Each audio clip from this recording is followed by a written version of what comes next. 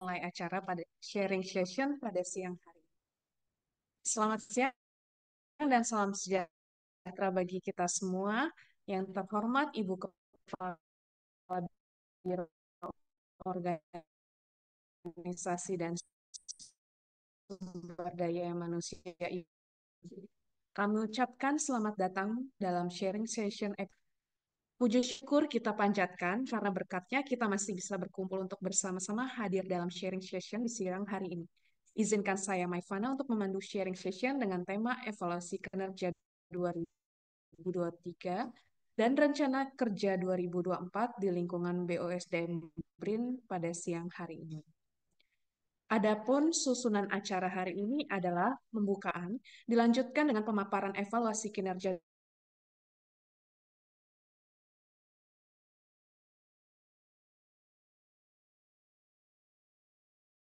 2023, maka sharing session pada siang hari ini kita akan membahas evaluasi kinerja 2023 dan rencana kerja apa saja yang akan dicapai untuk pengembangan organisasi terutama BOSDM ini. Untuk Ibu Ratih, sudah siap Ibu? Ya, Vivi, terima kasih. Oke, oke, oke. Tanpa perlu lama lagi, saya persilakan kepada Ibu tempat dan waktunya. Terima kasih Ibu. Baik, terima kasih Vivi. Tapi sebelumnya saya mungkin tes dulu ya, karena jaringan di sini kadang-kadang naik turun. Apakah suara saya sudah bisa didengar? Dengar, Bu. Dengar Bu. Jelas, Bu. Oke, Bu. ya, Dengar, sudah bisa Bu. mendengar ya. Baik, memulai sharing session di awal tahun. Mungkin ini juga kita mau ini juga ya, mau mengevaluasi sharing session. Sekaligus nanti dievaluasi kinerja tahun 2023. Nah, mohon maaf hari ini saya mungkin nanti tidak membuka tanya jawab dulu karena saya kedinginan, saya lagi kedinginan dan badannya nggak fit ya. Tapi nanti terkait rencana kinerja tahun 2024 akan kita lakukan secara lebih mendalam baik untuk layanan kawasan maupun untuk layanan pusat karena beberapa hal ini nanti langsung ke individu ya. Baik, saya coba share screen dulu.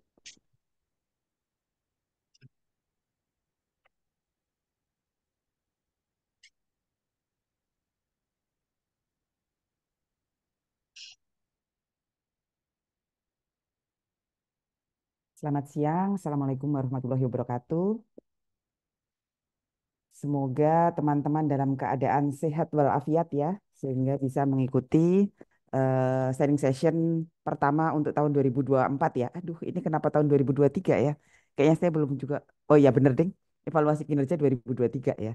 Tapi dilakukan di 2 Februari 2024. Baik, kemarin mungkin teman-teman sudah menerima tukin ya, gaji dan tukin untuk bulan Januari 2024. Selamat yang masih mendapatkan tukin 100%. Dan sebenarnya saya juga nggak terlalu suka ya kalau harus menurunkan tukin. Tapi ini memang harus dilakukan apabila ada beberapa hal yang belum dicapai oleh pegawai. Dan ini perlu diketahui oleh semuanya. Saat ini kita tidak lagi ya masa-masa di mana PGBS pinter goblok penghasilan sama gitu ya. Jadi kita kita harus menghargai teman-teman yang sudah bekerja keras, yang sudah bekerja lebih banyak dan juga mungkin bekerja cerdas sehingga bisa membantu target kinerja organisasi lebih banyak dan juga melakukan kinerja sesuai dengan jabatannya. Jadi sebenarnya hal yang wajar ketika kita akan mendapatkan reward ataupun punishment sesuai dengan beban kerja yang kita dapatkan. Baik, kita mulai saja. Saya juga mengucapkan selamat ya kepada teman-teman semua karena berkat teman-teman juga di tahun 2024 BOSDM telah mendapatkan predikat nilai kinerja organisasi istimewa. Kalau di tahun 2022 ini 2023 ya maksudnya. Di tahun 2022 kita juga istimewa dan saat ini di 2023 ini satu-satunya biro yang istimewa adalah BOSDM. Ya, jadinya selamat untuk kita semua ya. Dari hasil evaluasi SKP yang telah dilakukan, saya cukup apresiasi ya kepada teman-teman yang sudah membuat laporan yang dikerjakan terus terang. Saya sangat apresiasi karena sepertinya dilakukan dengan effort yang tinggi. Walaupun saya yakini dan saya lihat sendiri ya, karena saya benar-benar membaca semua yang dilaporkan oleh koordinator. Saya lihat juga ada beberapa koordinator yang tidak sempat menyusun laporan, tapi karena saya tahu ya, yang bersangkutan mungkin memang sangat sibuk, namun bukti-bukti kinerjanya juga terupload dengan baik. Jadi itu juga tidak masalah, bukan. Jadi saya juga tidak hanya sekedar menilai laporannya, kan laporan juga kadang-kadang terlihat indah walaupun kenyataannya tidak indah, ataupun sebenarnya kenyataannya indah tapi laporannya tidak indah, itu juga terjadi ya. Jadi saya mencoba menggabungkan dan mencoba bersikap fair dalam menilai kinerja teman-teman. Tapi mohon maaf kalau misalnya hasil penilaian kinerja yang saya lakukan mungkin masih belum memenuhi ekspektasi teman-teman. Tapi karena mungkin itu juga karena kinerja yang dilakukan mungkin belum memenuhi ekspektasi saya. Tapi saya yakin teman-teman sudah bekerja keras dan karena keadaan sekarang ini tidak cukup ya dengan bekerja keras, masih dituntut lagi dengan bekerja cerdas. Jadi nanti kita bisa lihat bahwa teman-teman kita ini, kalau saya bolak-balik bicara bahwa kita itu sekarang sedang kalau saya ditanya ya, selama saya bekerja sampai ini sekarang saya sudah hampir 25 tahun kali ya. eh, saya bisa mendapatkan SDM terbaik itu kapan? Yaitu saat SDM terbaik yang dimiliki atau yang ada di tim saya itu ya saat ini. Dan itu kita bisa lihat dari statistiknya ya. Dan memang dikuasai oleh Gen Y. Gen Y itu menguasai ya, kelahiran 1980-an ke atas itu sangat banyak di BUSDM. Dan itu rupanya yang memang membantu kinerja organisasi dengan sangat baik karena mereka memang melek terhadap sistem informasi dan juga cepat ya untuk menyesuaikan dengan perubahan-perubahan yang ada.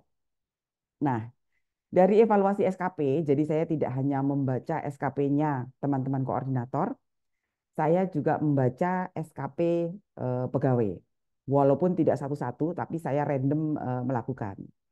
Nah, ini saya masih melihat ya, masih terlihat pembagian tugas itu didasarkan hanya pada kompetensi pegawai. Itu mungkin dulu juga saya lakukan, bahkan mungkin sekarang juga masih saya lakukan ya, ketika saya tahu bahwa kalau saya menugaskan pada A, itu pasti cepat selesai, bagus, dan saya akan menugaskan yang sedikit saja pada B, karena kalau B nanti biasanya lambat, kemudian nanti juga perlu saya revisi banyak gitu.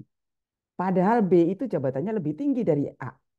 Itu rasanya tidak adil ya. Sehingga saya pun mulai memberikan penugasan sesuai dengan jenjang jabatannya. Mengapa harus dilakukan itu? Karena jenjang jabatan inilah yang membedakan penghasilan teman-teman Bapak Ibu semua.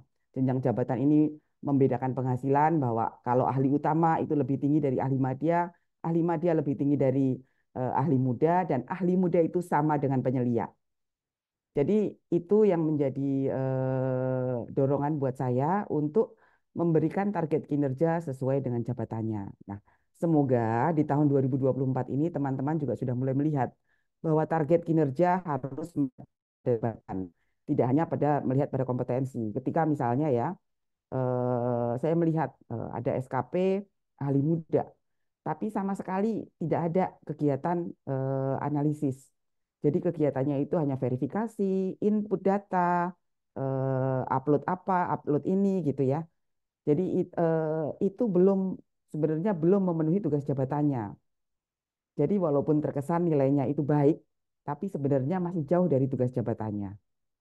Nah ini nanti mulai dipetakan kembali ya terkait tugas-tugas jabatan para anggota di tim kita. Nah, yang keempat, memang tidak salah ya untuk membuat template laporan bersama. Namun ini harus dipastikan bahwa setiap pegawai itu juga punya tanggung jawab pribadi dalam pekerjaannya. Karena ini akan mempengaruhi portofolio yang bersangkutan dalam pengembangan karirnya nanti. Karena mengapa? Karena saya itu menemukan beberapa pegawai sepertinya hanya mengisi template tanpa memahami uraian dari laporan itu. Sehingga saya bolak-balik mencoba membaca. Sepertinya ini ada beberapa pegawai yang tidak nyambung atau tidak mudeng dengan laporan yang dibuat template oleh entah itu koordinatornya atau siapa. Yang jelas setelah saya lihat teman-teman yang lain, oh sama berarti template. Tapi saya juga lihat ada di apa misalnya ya di layanan kawasan gitu ya. Ada salah satu layanan kawasan yang saya lihat memang sama sekali tidak template. Mereka benar-benar membuat sendiri-sendiri. Saya salut ya untuk itu. Jadi sebenarnya tidak perlu terlihat bagus tapi tidak memahami ya. Saya lebih senang kalau teman-teman itu benar-benar memahami apa yang menjadi apa yang dilaporkan gitu loh. Teman-teman memang benar-benar memahami yang dikerjakan dan juga melaporkan apa yang memang dikerjakan. Nah, sekarang saya menindaklanjuti mengapa harus begitu karena sekarang ini kita sudah mulai mengimplementasikan Permen 1 tahun 2023. Pengaturan di Permen 1 ini sudah berkali ya kita ini kita pernah melakukan sosialisasi untuk seluruh BRIN tapi OSN saya rasa kita sudah beberapa menyebar. Kak, putus-putus Bu suaranya. Dan saya berharap teman-teman nanti kalau ada pegawai-pegawai yang lain juga mempertanyakan terkait pengaturan Permen 1 sebagai seorang pengelola SDM kita tahu semuanya, bukan semuanya secara dalam tapi tidak kita secara garis besar. Mbak Era, maaf Nah, suaranya Permen putus-putus, tahun Mbak.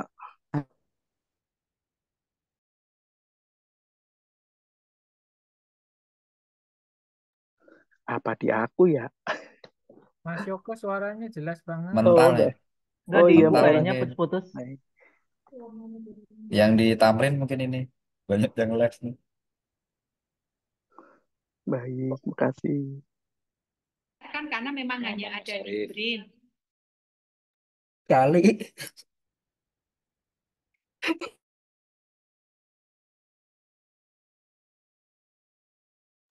Mas Arif off cam dong, itu ngabisin kuota Tamrin sama Mas Faris.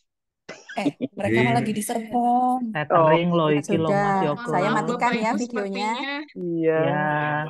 Ya, jaringan di 21 Fitnah, saya agak bukan di sedikit Serpong. error. Ditunggu Bapak Ibu semuanya. gimana? Apa saya harus ganti baiklah. itu aja? Ganti pakai pakai apa? Kalau orientasi itu pembinaan dari BUSDM pasti. Mas Yoko Saya suaranya jelas banget loh. saya ganti dulu aja ya. Saya ganti. Oke, Bu. Oke.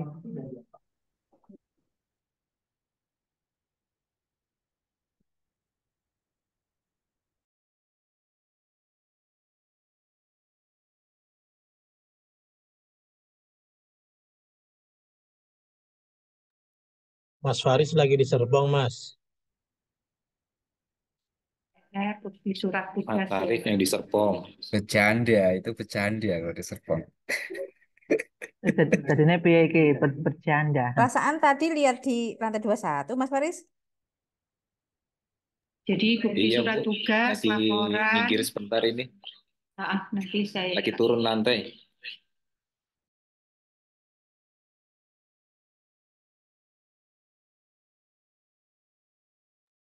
Dari Gatot Subroto aja jelas ini sinyalnya kuat banget di Gatot Subroto.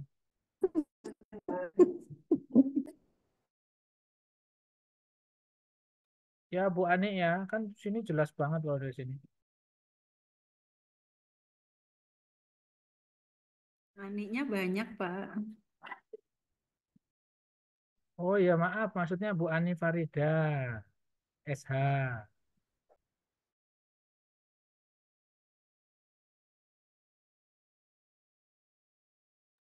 Nggak bisa terbang, Pak. Dari Tamrin ke Garut jauh.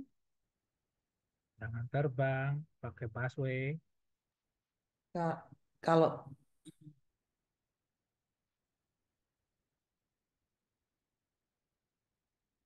yang satu juga tidak jalan. Tes, apakah suaranya Cakep Sudah, Bu banget. Jelas, Era? Mbak. Kedengaran, Oke. Sudah. kedengaran Bu. Cakep Kita off banget. cam. Lebih Kita off cam cantik ya, Bu cakepnya. Era. Oke. Saya juga off cam ini. Nanti Baik, jangan kita off cam. lanjutkan ya. Nanti kalau suaranya memang putus-putus, langsung ada yang ngomong aja. Ya Bu, nggak putus Bu sekarang Bu. Baik, Bu. Baik, ini untuk pengaturan terkait Permen 1 ya. Karena mengubah banyak proses bisnis dalam perencanaan dan pengembangan karir SDM. Di antaranya penting untuk mengatur, merencanakan dan menyusun peta jabatan dan formasi jabatan berdasarkan beban kerja real. Karena saat ini tidak lagi hanya berdasarkan perhitungan formasi JF. Jadi ada perubahan besar ya terkait beban kerja real ini yang nantinya mungkin akan mengubah karena kan saat ini kita hanya akan lihat peta jabatan itu. Misalnya BUSDM itu bisa diisi oleh apa saja. Itu kan bisa analis SDM aparatur, garis miring, asesor SDM dan sebagainya gitu ya. Kalau ada garis miring, kemudian sudah ditentukan berapa madanya, berapa mudanya, berapa pertamanya berdasarkan beban kerja real. Pegawai tidak perlu lagi mengumpulkan angka kredit tahunan maupun angka kredit kumulatif untuk kenaikan pangkat dan kenaikan jabatan. Namun perlu pemenuhan kompetensi untuk menduduki jabatan. Nah, ini yang harus disadari juga oleh semuanya bahwa ini seolah-olah jadinya gini ya, teman-teman sudah seperti tidak perlu usaha lagi. Kalau dulu kan males lah usaha untuk ngajuin angka kredit gitu. Akhirnya tidak pernah yang namanya naik pangkat ataupun naik jabatan. Tapi kalau sekarang selama yang bersangkutan bekerja dengan baik pasti akan mendapatkan angka kredit karena itu konversi dari SKP. Selama SKP-nya masih bernilai baik atau bernilai sangat baik, berarti kan nilainya 100% atau 150% dari target SKP sesuai jabatannya per tahun. Nah, ini perlu Bapak, Ibu, teman-teman ketahui. Berarti kan semua orang sekarang ini punya hak yang sama. Dengan tidak perlu ngapa-ngapain tadi, jadi akan banyak yang berhak untuk naik pangkat, akan ada banyak yang berhak untuk naik jabatan. Nah, siapa sih yang nanti akhirnya dari hak-hak setiap orang itu siapa sih yang berhak terlebih dahulu untuk dinaikkan jabatannya? Tentunya adalah yang memenuhi kompetensi paling fit dengan jabatannya. Jadi kalau nanti hasil dari asesmen itu ada yang masih memenuhi syarat atau kurang memenuhi syarat, berarti itu masih harus pengembangan kompetensi lagi, belum didudukkan dalam jabatan. Karena saya juga tidak ingin teman-teman nanti duduk dalam jabatan baru mulai belajar. Jadinya ketika duduk dalam jabatan belum bisa memenuhi target jabatannya. SKP harus mencerminkan ruang lingkup jabatannya dan mampu membedakan tingkat kesulitan dalam jabatan tersebut. Sehingga ketika angka kredit kumulatif memenuhi syarat, secara kompetensi pun pegawai juga telah memenuhi syarat portofolio untuk naik jabatan. Ini yang saya katakan tadi, efek dari Permen 4 ini akan ada gelombang kenaikan jabatan dan pangkat bersamaan. Sementara yang kita punya informasinya terbatas.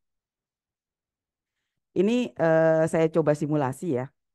Kita itu saat ini sedang ada bonus demografi.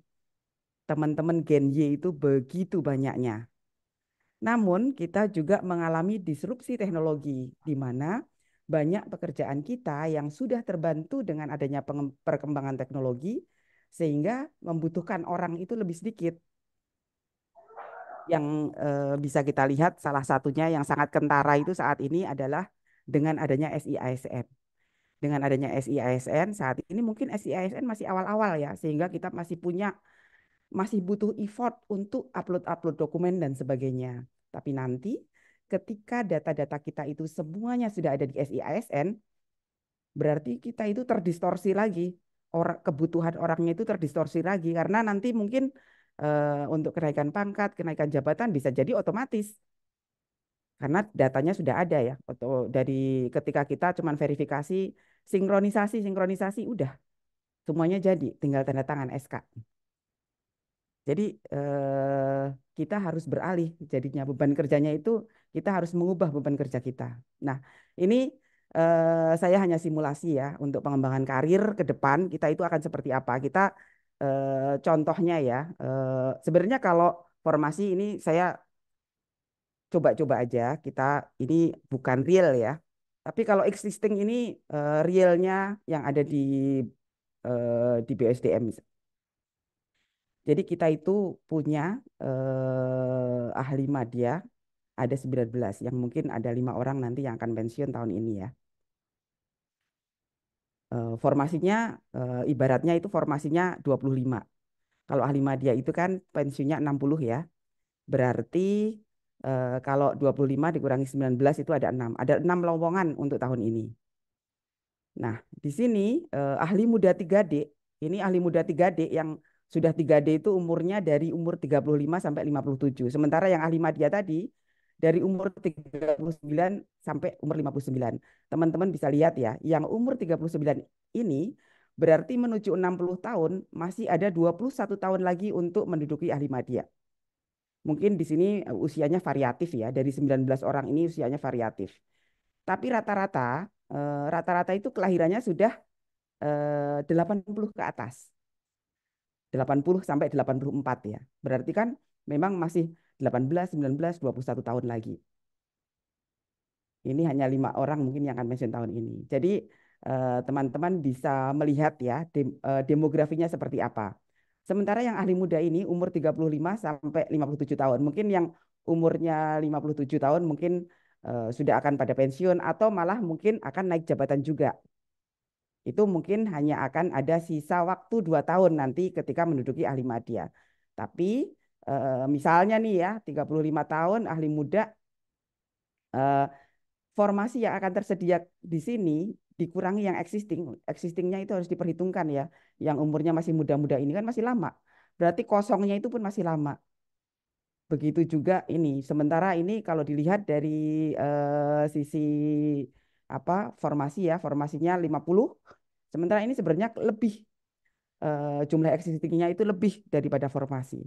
Nah, seperti itulah keadaan kita sekarang. Jadi Bapak Ibu, teman-teman semua, kemarin mungkin Bapak Ibu teman-teman sudah sebagian sudah mengikuti uji kompetensi internal ya untuk melihat seberapa fit teman-teman itu secara kompetensi untuk dinaikkan jabatan. Karena kalau secara PAK integrasi maupun mungkin nanti ya, kalau kemarin mungkin PAK integrasi dan juga PAK konversi tahun 2023, teman-teman itu PAK-nya sudah memenuhi syarat, tapi belum tentu kompetensinya. Mungkin kalau tes di BKN semuanya lulus, tapi kalau semuanya lulus, siapa sih dari semuanya lulus ya? Misalnya ada 17 orang, sementara kita butuh 6, semuanya lulus. Jadi siapa sih yang dipilih 6 orang yang terlebih dahulu duduk di dalam jabatan ahli madya? Tentunya kita akan meranking dan memilih 6 orang yang sudah kompetensinya fit dengan jabatan ahli madya lah yang akan duduk di ahli madya. Jadi situasinya itu akan seperti itu. Walaupun tadi saya juga kebetulan tadi ada Rapim ya. Saya juga mengatakan bahwa dengan adanya bonus demografi, sebenarnya kita bisa mungkin teman-teman bertanya ya, apakah dengan begitu yang namanya formasi itu tidak berubah? Loh, kalau kita masih mengikuti dengan beban kerja yang sekarang, justru formasi itu akan berkurang. Tapi tentunya kan kita tidak tidak begitu juga ya. Menurut saya kita bisa sebenarnya mengembangkan beban kerja yang lebih advance. Jadi kita bisa aja menambah formasi, tapi dengan kompetensi yang lebih advance. Nah ini nanti mungkin teman-teman yang bisa atau cepat untuk mengembangkan kompetensinya dan juga beradaptasi dengan kompetensi-kompetensi yang lebih advance itu nanti bisa berkompetisi untuk menduduki jabatan yang lebih tinggi. Tapi pada intinya ini sebagai gambaran buat teman-teman bahwa PAK memenuhi syarat untuk naik jabatan itu baru syarat awal. Kita masih akan ada asesmen internal untuk menentukan fitnya teman-teman itu baik secara manajerial, sosial kultural maupun kompetensi sesuai kebutuhan BRIN. Kalau kompetensi sesuai kebutuhan PKN itu mungkin bisa, semuanya mungkin bisa. Tapi kalau sesuai kebutuhan BRIN itu nanti akan beda lagi. Baik, itu untuk gambarannya ya. Nah, saat ini BUSDM sedang melakukan evaluasi beban kerja, baik di lingkungan BRIN maupun di lingkungan BUSDM, dan juga untuk lingkup pengelolaan SDMI. Dari hasil sedikit yang sudah melakukan asesmen kemarin, saya itu jadi pengen mengevaluasi ya sharing session ini. Mengapa kita itu dulu melakukan sharing session? Karena ini adalah salah satu upaya kita untuk mengembangkan kompetensi teman-teman.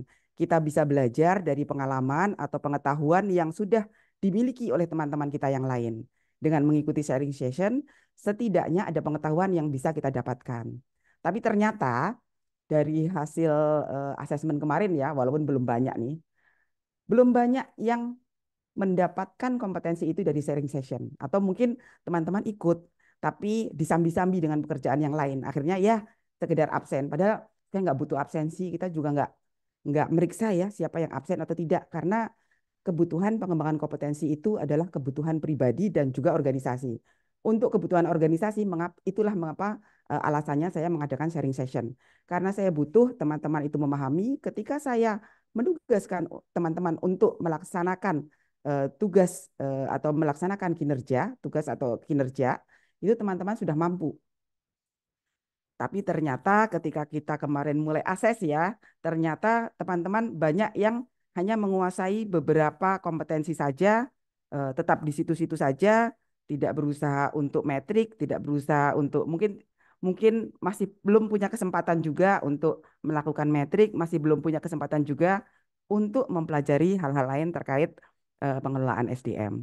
Tapi jangan berkecil hati, ini di awal tahun kita juga sudah melakukan rotasi ya. Rotasi itu memang salah satunya adalah untuk mengembangkan kompetensi supaya teman-teman mulai mempelajari di tempat-tempat yang baru, kompetensi-kompetensi baru. Dan saya nanti juga akan buka beberapa metrik dan juga beberapa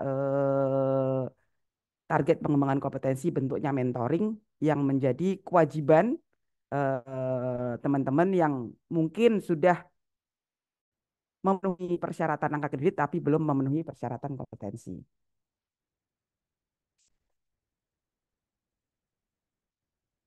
Nah, eh, eh, kenapa? Nah, saat ini BUSDM juga sudah sedang ditugaskan untuk mengkaji kebijakan terkait peta jabatan serta formasi itu sampai ke level kawasan. Perlu diketahui bahwa sebenarnya di kedeputian maupun di beberapa biro itu kekurangan orang untuk mengisi jabatan. Namun karena lebih banyak orangnya itu di daerah atau di kawasan, sehingga tidak pernah ada yang mau ketika kita pindah ya kemarin aja. Pokoknya kalau kita itu menerbitkan SK penempatan, sehabis itu kita pasti dikeroyok dengan surat-surat keberatan penempatan. Ya sudah, kalau sekarang sudah tidak ada lagi keberatan penempatan, ya silahkan keberatan. Kalau tidak melaksanakan tugas jabatan yang sudah ditugaskan, nanti tinggal kita panggil bahwa yang bersangkutan tidak memenuhi tugas jabatan. Jadi nanti ini akan ada peta jabatan yang sudah disertai formasinya sampai ke level kawasan. Jadi teman-teman yang akan naik jabatan, kalau di kawasan atau di formasi tersebut tidak ada, atau di peta jabatan tersebut tidak ada, teman-teman boleh mengembangkan karirnya, boleh lintas biro, boleh lintas setama ke deputi dan sebagainya, itu terbuka ya. Dan teman-teman itu bisa dimungkinkan, sangat dimungkinkan untuk alih jabatan. Jadi ini pengembangan karir itu pegawai akan terbuka, asalkan pegawai itu memenuhi persyaratan kompetensi. Nah, saya pikir sekarang itu sebenarnya kompetensi umumnya ya. Kalau untuk jabatan analis itu seharusnya kompetensi menganalisis ini sudah kompetensi analytical thinkingnya itu tinggi. Kalau analytical thinkingnya tinggi, mau dia di BUSDM, mau dia menjadi analis kebijakan, mau dia menjadi analis pemanfaatan iptek, itu akan mudah untuk beralih karena kompetensi analitikalnya itu tinggi. Kalau itunya kan hanya objek ya. Ketika itu analis SDM aparatur memang objeknya manusia. Ketika menjadi analis kebijakan berarti kan memang objeknya itu kebijakan. Jadi teman-teman juga mulai terbuka ya bahwa karir itu tidak sampai pensiun harus menjadi ASDMA. Teman-teman juga bisa beralih ke asesor atau teman-teman itu masih ASDMA tapi juga mengikuti sertifikasi-sertifikasi eh, sertifikasi sebagai asesor supaya bisa mempunyai kompetensi sebagai asesor. Jadi sifatnya memang sangat terbuka untuk pengembangan kompetensi ini. Nah, tadi sebenarnya sudah saya singgung ya, terbatasnya formasi dan banyaknya SDM di BRIN menyebabkan perlunya ada seleksi yang cukup ketat untuk menduduki jabatan. Jadi nanti kita itu sampai pada level ketika kita akan melihat, oh ternyata eh, Deputi Riset dan Inovasi daerah itu masih kosong loh, banyak jabatan lowong di sana. Kalau saya mau naik, saya mau mengembangkan karir, saya bisa dong pindah ke sana. Atau Deputi Kebijakan Pembangunan itu masih kosong, saya bisa juga ke sana. Jadi nanti harapan saya kita mulai terbuka ya. Saya berharap juga karena di BUSDM itu saya merasa bahwa talent-talent di BUSDM itu luar biasa ya. Jadi bahkan mungkin kita juga bisa mengisi lowongan-lowongan jabatan yang tidak hanya di BRIN. Kita kalau memang ada lowongan-lowongan jabatan keren di luar BRIN, kita juga bisa asalkan teman-teman itu benar-benar mau mengembangkan kompetensinya. Sehingga ketika kita mulai mengikuti seleksi di luar, kita memang sudah cukup kompeten dan juga dihargai untuk menduduki jabatan-jabatan yang keren juga. Ini tadi yang nomor 5 sudah saya jawab ya pertanyaannya yang banyak ditanyakan orang. Mahzab pendidikan dulu baru menduduki, yaitu Dikduk ya. Sebenarnya mahzab ini ada dua ya, ada Dikduk atau Dukdik. Dan kita akan menggunakan mahzab Dikduk. Supaya orang yang menduduki jabatan tertentu sudah bisa mempertanggungjawabkan tunjangan kinerja yang didapat dengan tugas-tugas sesuai jabatannya. Jadi bukan nerima tukin dulu baru belajar untuk melaksanakan tugas sesuai jabatan. Kita akan belajar dulu, mengembangkan kompetensi dulu sampai sesuai dan sampai mampu untuk menduduki jabatan, baru nanti didudukkan dalam jabatan tersebut. Sudah menjadi keharusan bahwa setiap pegawai harus mengumpulkan pengetahuan, keterampilan maupun perilaku terkait pengelolaan SDM kalau memang nantinya ingin berkarir, mengembangkan karirnya di BUSDM, atau mungkin mulai mengembangkan kompetensi di bidang-bidang lain kalau ingin berkarir di tempat lain. Itu tentu saja dengan berbagai metode. Jadi sistem kerja metrik pun tidak akan kita batasi hanya sekedar di BUSDM. Kita juga membuka kesempatan apabila memang ada kesempatan tersebut untuk melakukan metrik di tempat lain. Nah, kita juga menggunakan metode rotasi, mutasi. Jadi jangan baper ya ketika proses rotasi. Ini nanti mungkin di semester 2 saya juga akan melakukan rotasi lagi sampai kemudian teman-teman itu sudah menjadi terbiasa untuk berpindah-pindah tim. Dan yang tidak lupa itu perlunya belajar mandiri. Jadi untuk mengembangkan kompetensi itu sudah tidak lagi harus diklat ya. Sudah berkali-kali ini saya sampaikan bisa dengan belajar mandiri. Dan itulah yang akan terkumpul menjadi portofolio pengetahuan teman-teman semua untuk menjadi syarat nanti ketika kenaikan jabatan. Baik, mungkin itu sedikit evaluasi ya untuk kinerja di 2023. Ini saya sudah nafasnya susah. Baik, sekarang bicara tentang rencana kerja di 2024. Kemarin di hari Sabtu, ya malam Sabtu kemarin di Setama sudah menyetujui adanya penetapan kinerja biro, seluruh biro ya, seperti ini.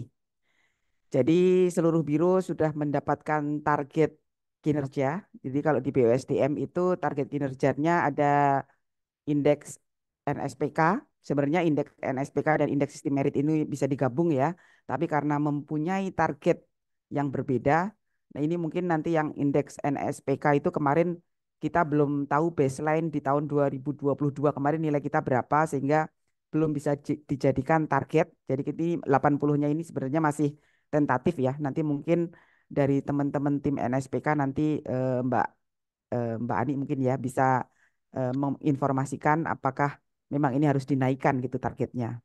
Kemudian untuk indeks sistem merit kita juga sudah menaikkan dari kemarin itu 335 ya, kita naikkan ke 350. Kemudian ini ada persentase penyelesaian penataan organisasi. 100% penataan organisasi, targetnya itu 2 target per BRIN, 2 unit per BRIN, yaitu Pusyantek dan Poltek ya. Itu sudah harus selesai, dan juga evaluasi organisasi untuk deputi IRI dan juga deputi-deputi lainnya. Kemudian ada persentase penyelesaian temuan LHP BPKRI, khususnya di unit BUSDM itu 100% temuan LHP di 2023 sudah harus diselesaikan di 2024. Sebenarnya ini terkait untuk seluruh kawasan ya, seluruh kawasan dan seluruh fungsi.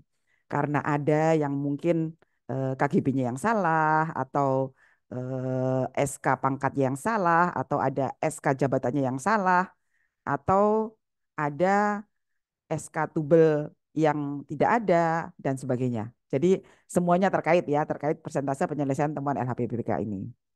Kemudian ada indeks kepuasan internal terhadap layanan Setama, terutama untuk BUSDM. Itu indeksnya masih 3,2. Bukan berarti karena ini target Setama ya, target Setama itu 3,2. Kita biasanya sudah lebih tinggi. Jadi nanti harapan saya teman-teman juga bisa targetnya lebih tinggi dari ini. Kemudian jumlah rekomendasi kebijakan. Jumlah rekomendasi kebijakan ini ditentukan 3/4 dari jumlah ahli media atau utama di setiap unit. Kalau ahli utama nanti akan mendapatkan penugasan khusus dari Sestama. Nah, ini mengapa kita 10? Karena ternyata kita ada 19 ahli media ahli utama, namun ada 5 yang akan pensiun, sehingga ada 14 ya, dibagi 3/4-nya adalah 10 naskah. Ini yang nanti akan kita turunkan di dalam RHK. Jadi sebenarnya saya perlu menyampaikan RHK kita memang cukup banyak ya. Ya, stop share dulu.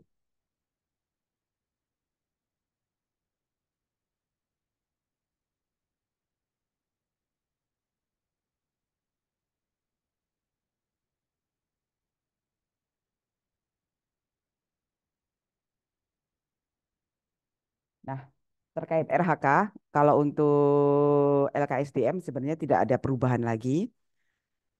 Cuman memang kami melakukan perubahan di beberapa fungsi ya.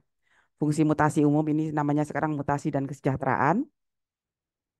Itu ada beberapa fungsi yang berubah.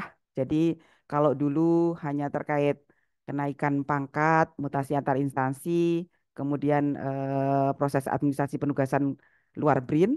Kalau sekarang itu dan juga pelantikan ya. Kalau sekarang ditambahkan dengan terlaksananya layanan kesejahteraan pegawai, termasuk di dalamnya adalah monitoring dan evaluasi penerbitan KGP, jam kestama, jaminan kecelakaan kerja, Askes, BPJS, kerjasama Perumnas dan sebagainya. Jadi kemarin kita sudah mulai menjajaki, dari Mbak Ani itu kemarin sudah mulai menjajaki kerjasama dengan Perumnas dan BRI.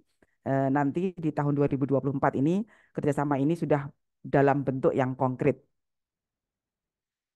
Kemudian ada lagi tambahannya terlaksananya monitoring dan evaluasi gaji dan tunjangan. Jadi ini harus ada progresnya per 3 bulan. Kemudian di Mbak Ani ya, yang tadinya kesejahteraan itu ada di pembinaan dan dulu di Bindistra ya, sekarang pembinaan dan penegakan disiplin ASN. Ini sekarang adalah berkurang karena beban kerja untuk penegakan disiplin ini semakin bertambah. Jadi karena beban kerjanya bertambah di sini, sehingga beberapa fungsi kita alihkan ke fungsi mutasi umum atau mutasi dan kesejahteraan, dan juga nanti kita alihkan ke manajemen kinerja. Jadi saya tidak akan membacakan satu persatu karena cukup banyak. Nah, ini penganugerahan tanda kehormatan itu sudah kita pindahkan ke Mas Fadli, termasuk juga terkait terlaksananya penghargaan kinerja pegawai, yaitu SK Tukin juga di Mas Fadli. Jadi kalau nanti ada yang komplain terkait Tukin tidak terbayar dan sebagainya, itu nanti di tim manajemen kinerja. Nah, ada fungsi baru sebenarnya di sini sekarang ya. Fungsi barunya itu adalah koordinator eh, pembinaan pegawai penempatan sementara. Mengapa saya perlukan koordinator di situ? Karena memang pegawai penempatan sementara ini akan banyak ya. Di tahun 2024 ini akan banyak pegawai di penempatan sementara sebagai transit.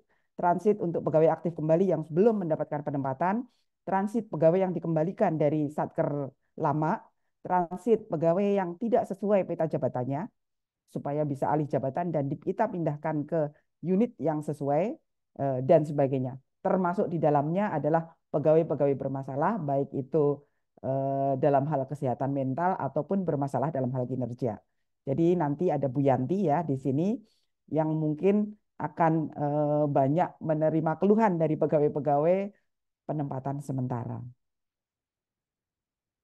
Kemudian saya nanti juga akan membuka metrik.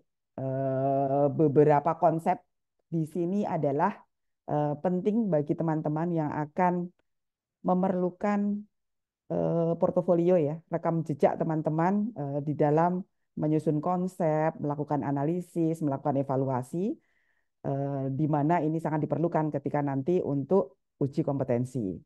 Jadi nanti kalau yang sudah kita ini itu akan top down ya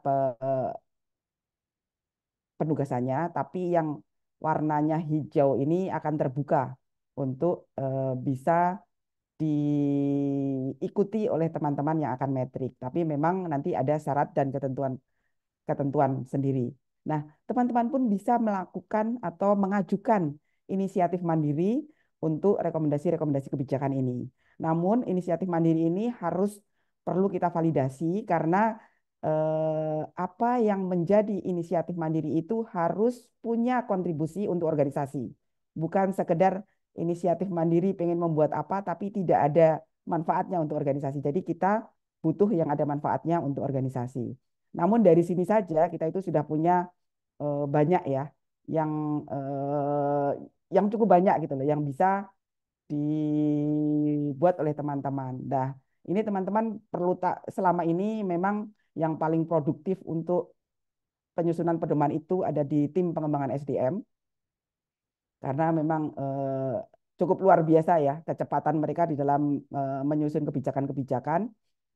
Eh, dan di sini pun ada beberapa kebijakan yang sudah selesai sebenarnya, sehingga sudah tidak diperlukan tambahan untuk metrik. Tapi ini masih banyak ya yang metrik ini.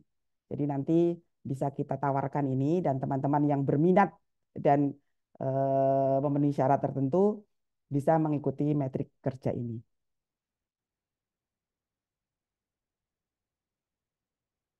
Baik, saya ini mau ngomongin sedikit ini terkait tadi saya sudah ngomong tentang sharing session ya.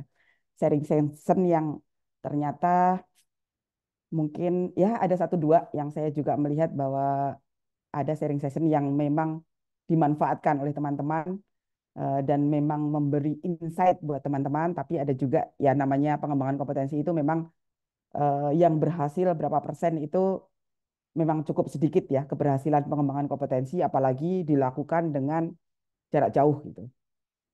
Tapi saya berharap teman-teman itu bisa memanfaatkan platform-platform yang ada karena memang pengembangan kompetensi itu bisa dilakukan di mana saja.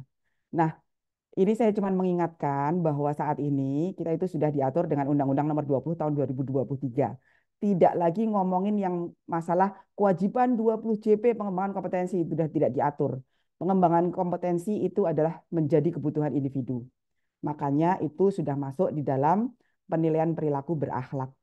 Jadi teman-teman memang harus mengembangkan kompetensi itu sudah gini ya, apa pengembangan kompetensi itu ibaratnya sudah harus mendarah daging di dalam perilaku kita sehari-hari. Kalau kita merasa kok saya nggak mudeng ya Bu Era tadi ngomongin apa ya tentang ini, saya berarti harus belajar tentang ini ya. Ya itu bisa belajar sendiri. Kalau tidak paham juga bisa tanya ke temannya yang lebih tahu. Pengembangan kompetensi itu hal-hal sederhana seperti itu, tidak perlu diklat, tidak perlu formal, tapi pengembangan kompetensi bisa dilakukan di mana saja, kapan saja, dan dengan siapa saja. Jadi ini yang harus dipahami oleh teman-teman.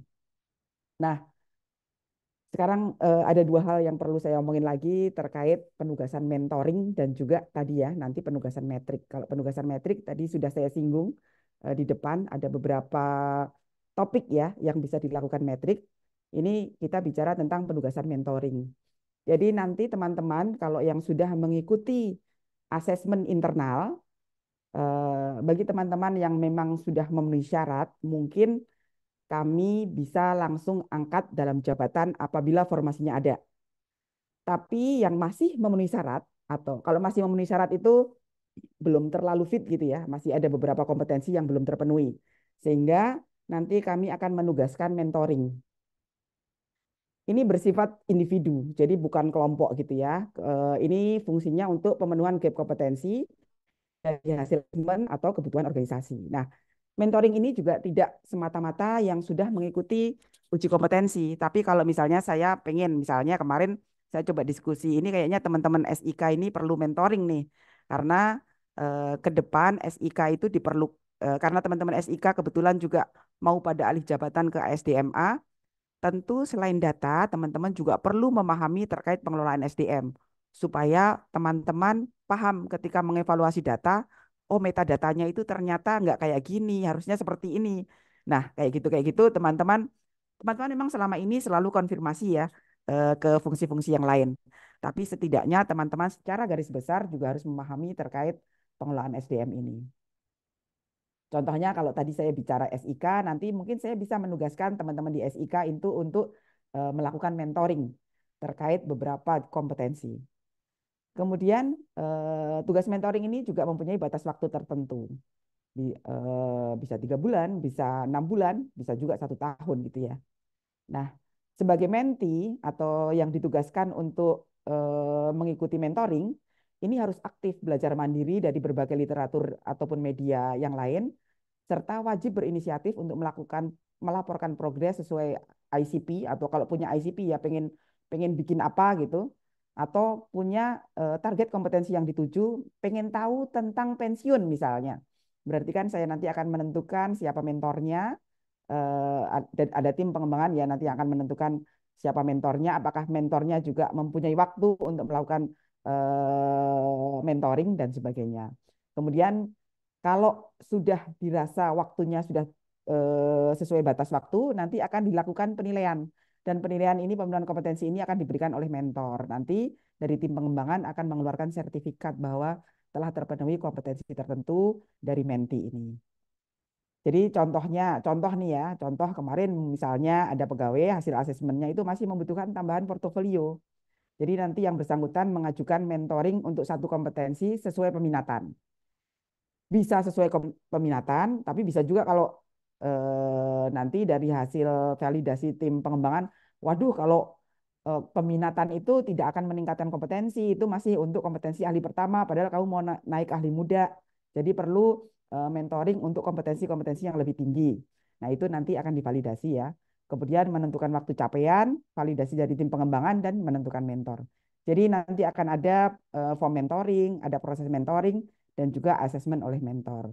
Jadi nanti hasilnya itu tidak berupa hasil kerja ya. Kalau misalnya ICP gitu kan mau mengubah proses bisnis misalnya, nggak harus seperti itu, tapi bisa berupa pemahaman atau pengetahuan sesuai level kompetensi jenjang jabatannya. Misalnya kalau masih ahli pertama kan sebenarnya memang masih berupa pengetahuan pun boleh.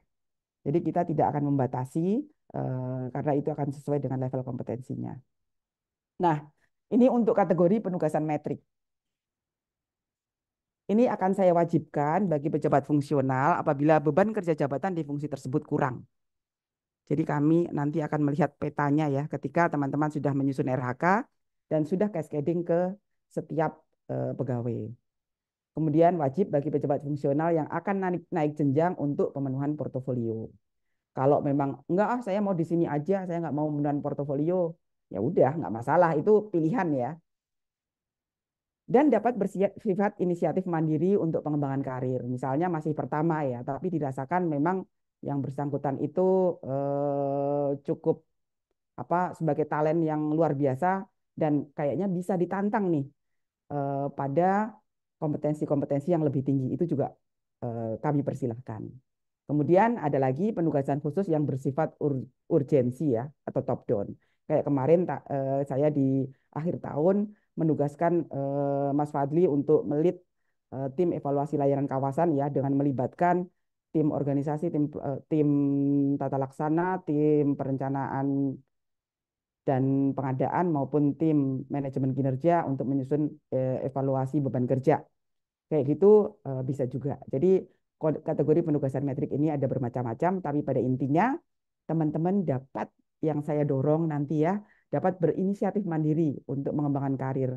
Dan saya benar-benar, saya tuh rasanya bangga ya ketika ini kemarin baru kita declare ke beberapa teman aja sudah ternyata banyak yang datang ke saya ataupun melapor ke saya bahwa saya pengen nanti ditugasin metrik, saya pengen belajar ini dan itu. Terus terang saya terharu ya dengan seperti itu, berarti teman-teman itu punya semangat yang tinggi untuk mengembangkan kompetensi dan kalau seperti ini saya jadi yakin nanti tidak akan ada lagi terbatasnya formasi karena berarti kan teman-teman kompetensinya nanti udah keren-keren dan saya bisa mengadvance lagi beban kerja di BUSDM sehingga kalaupun medianya banyak ya nggak apa-apa karena memang beban kerjanya tinggi gitu. Nah, mungkin itu saja dulu ya dari saya. Mohon maaf kalau hari ini mungkin saya belum bisa membuka diskusi, tapi nanti akan saya buka diskusi lagi secara lebih khusus untuk di layanan kawasan maupun di fungsi-fungsi pusat. Karena apa tenggorokan saya sakit. Mungkin itu saja dulu. Terima kasih. Mohon maaf apabila mungkin teman-teman masih banyak sebenarnya yang pengen ditanyakan ya. Tapi karena kondisi saya, jadi mohon maaf, saya cukupkan sampai di sini. Terima kasih. Wassalamualaikum warahmatullahi wabarakatuh. Waalaikumsalam. Salam warahmatullahi wabarakatuh. wabarakatuh. Baik, terima kasih untuk Bu Era atas pemaparannya. Bapak dan Ibu yang kami hormati, sehubungan dengan telah selesainya pemaparan, dengan begitu berakhir juga sharing session episode 1 tahun 2024 pada hari ini. Semoga kita semua tetap semangat untuk memberikan kinerja terbaik ke depannya. Terima kasih banyak kepada Bu Era serta Bapak Ibu yang telah hadir. Saya mewakili tim BUSDM BRIN yang bertugas, mohon undur diri dan mohon maaf apabila terdapat kekurangan. Selamat siang dan terima kasih. Selamat siang, makasih Vivi.